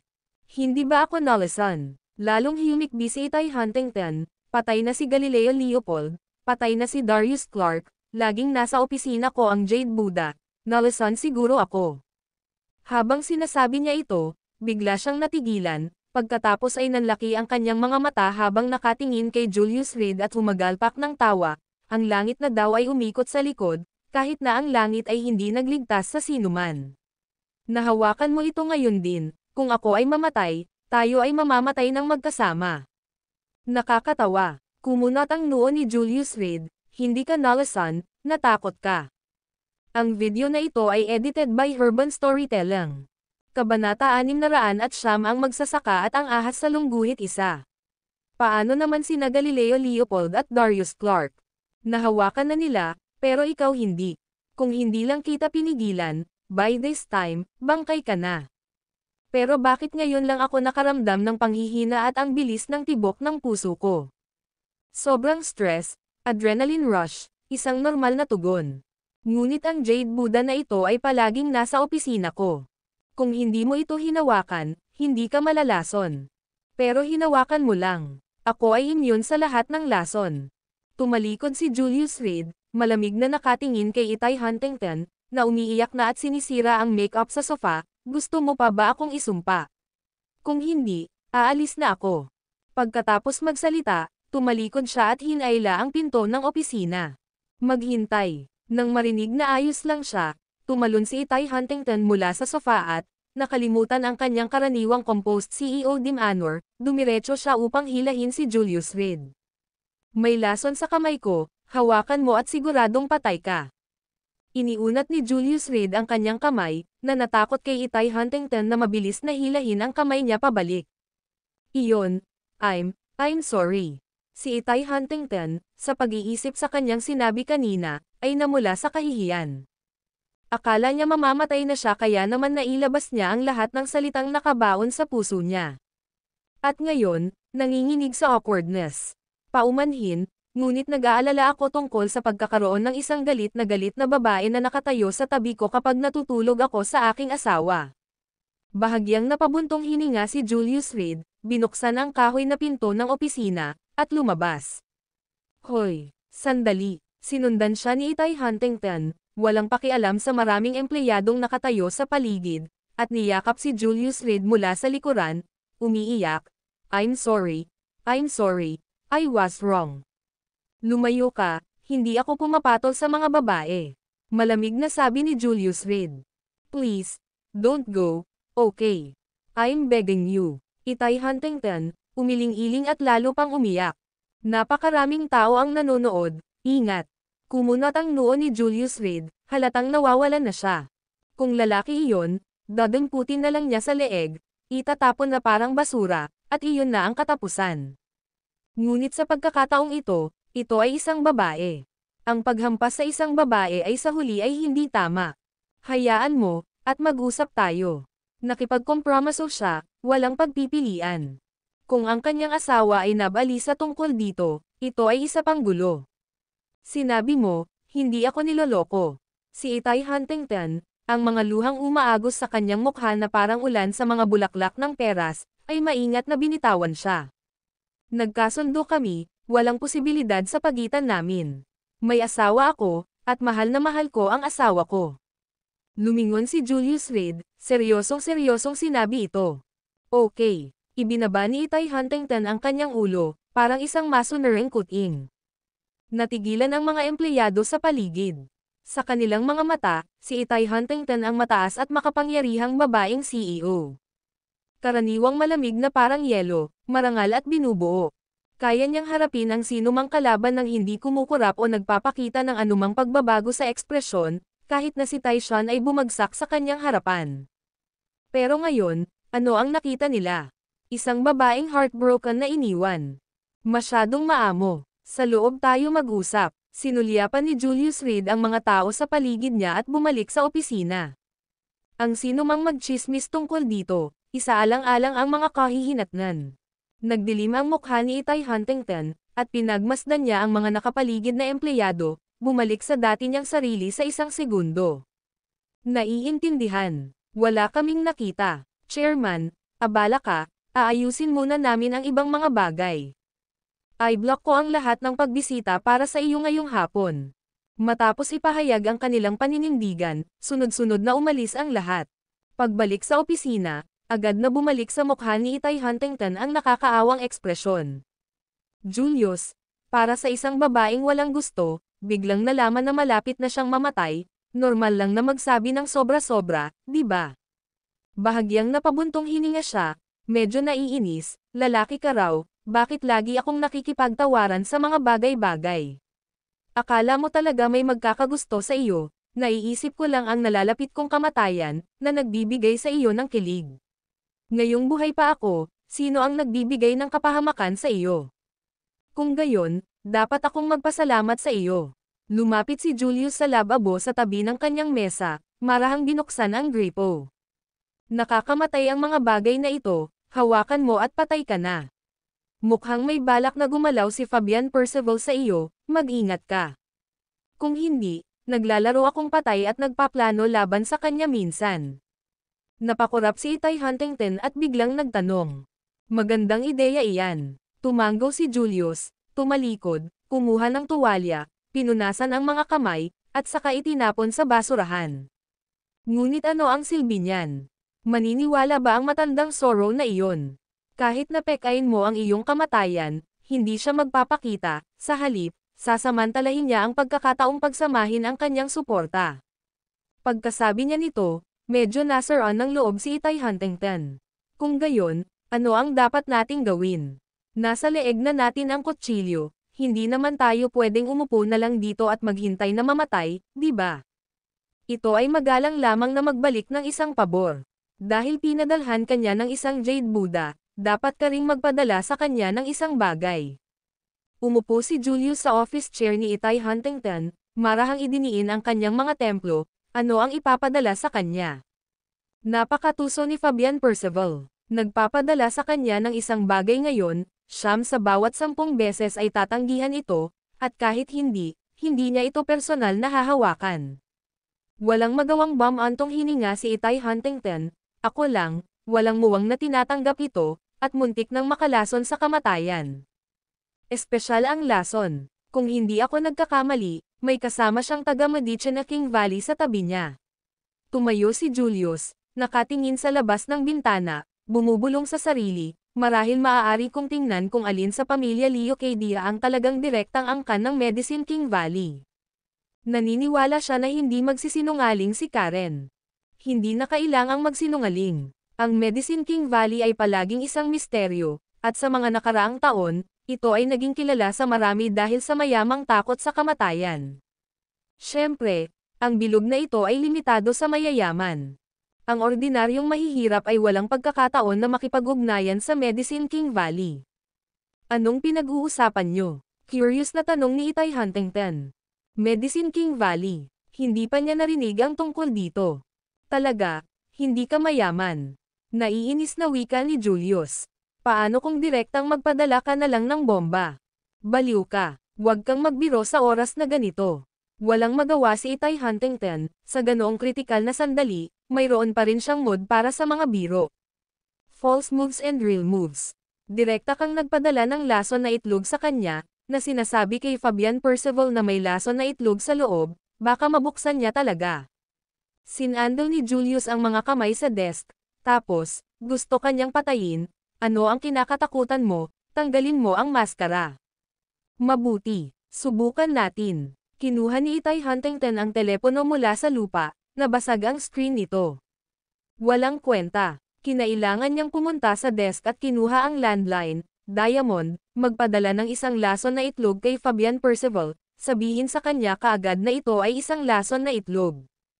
Oo, tama ang narinig mo, gawin mo ito ayon sa itinuro.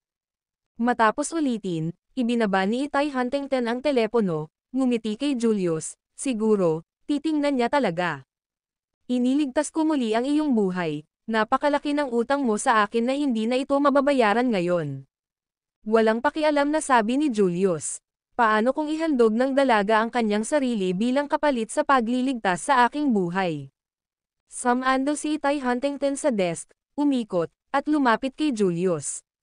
Magwala ka. Tawagan mo ang isang tao para mag-empake agad ng 10,000 halaga ng seafood para sa akin, pupuntahan ko ang sarili kong asawa. Napatingin si Julius sa kanyang relo, kalahating oras, Kapag hindi ko nakita ang paghahatid, itatapon kita sa labas ng gusali. Walang problema. Lumapit si Itay Huntington sa bintana, habang nakatingin kay Diamond na sumakay sa kotse, ibinuka niya ang kanyang mga labi, papunta na ang lason na itlog. Ngunit, ang naiwang sisihin, ang magiging pangalan mo. Tunay na isang magsasaka at isang ahas. Walang magawa si Julius. P.S. I will be heading back to the city soon, sobrang daming checkpoints on the way, at baka ma-stuck ako ng isang araw, kaya mas madalang ang updates. Sa sandaling bumalik, agad akong hahabol, humihingi ng paumanhin ng maaga. Gayun din, sinimulan kong itama ang mga typo kamakailan upang mag-alok sa lahat ng mas magandang karanasan sa pagbabasa. Ako ay nagkasala para sa mga naunang pagkakamali at unti-unting aayusin ang mga ito. Irresponsible ako dati. Isang busog, binabati ang aking mga mambabasa ng isang malusog, ligtas, at maligayang bagong taon. Para sa Lantern Festival, mahal ko kayong lahat. Ang video na ito ay edited by Urban Storytelling. Kabanata 610, Paghahatid ng regalo sa lungguhit isa. Gonzales City, Limang Lawa Clubhouse. Ang lugar na ito ay orihinal na isang club na halos walang nakakaalam. Ang may-ari ay isang taga-timog na, pagkarating sa Gonzales City, ay nagtayo ng ganoong high-end na clubhouse. Ang mga bumisita ay pawang mga taong may ilang katayuan sa Gonzales City. Ngunit kakaiba, ang clubhouse na ito ay karaniwang hindi nakakaaliw ng mga estranghero. Na-target din ang mga membership card at hindi may pahiram sa iba. Kahit sa loob ng halos 10 taon, walang bagong membership card na naibigay. Ngayon sa magdamag, ang may-ari ng Five Lakes Clubhouse ay pinahirapan at itinapon pabalik sa Bronze Sparrow platform ang mga empleyado ni Aaron Jackson, na responsable sa pangangasiwa sa lugar. At lahat ng mga boss na pumupunta dito ay nagtipon-tipon na. Binabati kita kay Mr. Thornycroft sa pagbabalik sa Gonzales City, Mr. Thornycroft sa loob ng 10,000 taon. Si Quinton Michael ay nagbibigay galang kay Mr. Thornycroft. Ang buong Mount Marshall Arts Hall ay dumating na upang salubungin at linisin ang alikabok para kay Mr. Thornycroft. Si Timothy Thomas, CEO ng North Sea International, ay nagbibigay galang kay Mr. Thornycroft. Kuwait, sa isang sandali, ang hindi mabilang na mga amo na naging maimpluwensya sa nakaraan, o palihim, ay pumila at lumuhad sa harap ni Fabian Percival. Bawat isa ay may labis na magalang na kilos. Pagkatapos maghintay, lumuhad sila bilang isa sa pagsamba. Lahat sila ay mga pawn na naiwan noong umalis si Fabian Percival taon na ang nakakaraan. Ang ilan ay hayagang nagkunwaring depekto kay Aaron Jackson. Palihim, patuloy silang nagsasanay sa mga empleyado, naghihintay sa pagbabalik ni Fabian Percival. Ngayong nakabalik na si Fabian Percival sa Gonzales City, sa kanyang tawag, isang tugon ang dumating mula sa lahat ng direksyon.